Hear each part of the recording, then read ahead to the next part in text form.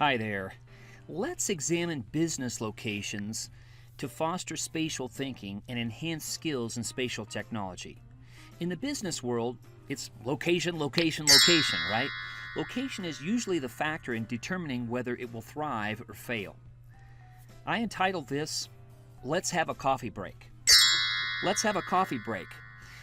Examine this interactive map with me of Starbucks coffee establishments around the world.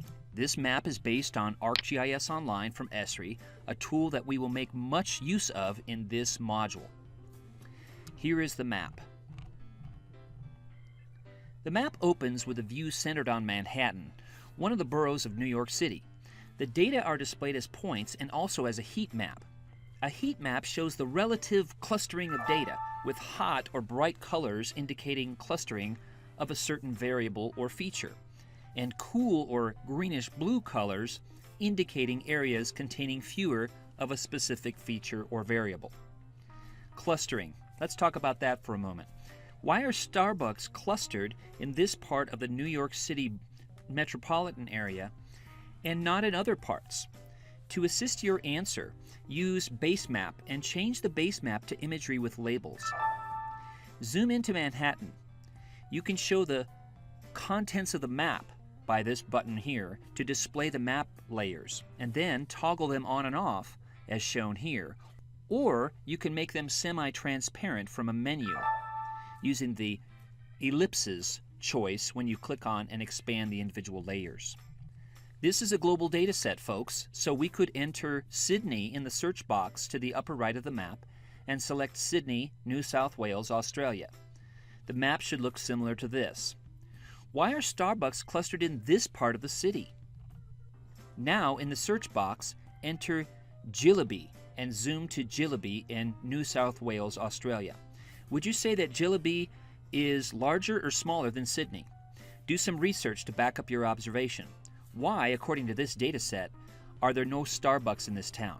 Now, essential when we're using spatial technology, we always have to say, according to this data set or according to these data sets, because it's all dependent on the data set that you're looking at. So, all that is to speak to understand your data set, know where it came from, who created it, why they created it, the scale it was created at, the number of times it's curated annually, etc.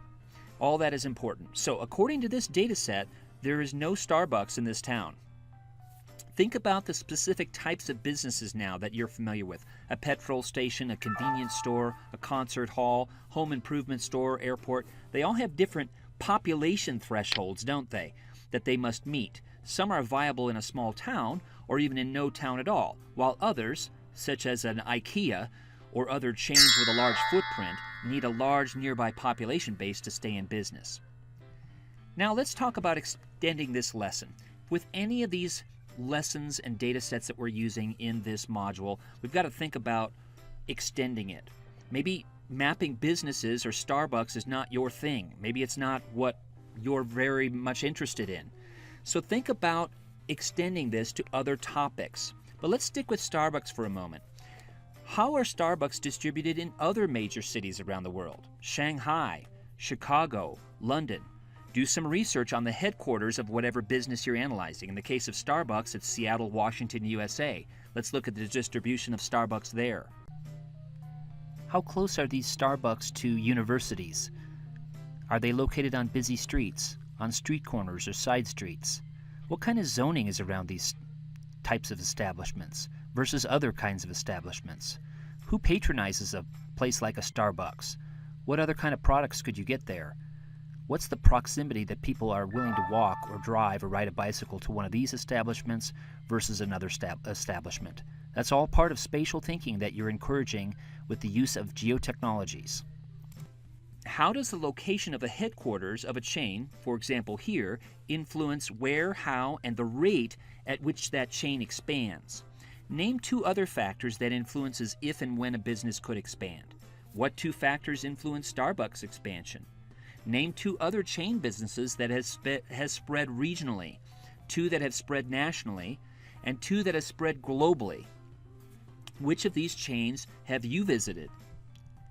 By examining these other questions, you can begin to see that spatial technology can serve as a springboard for inquiry, for critical thinking, for spatial thinking, and for thinking across disciplinary boundaries. The activity that we have just gone through, for example, touched on geography, most certainly, but also sociology and consumer preferences, economics, price, personal income, global trade, and much more. Thanks.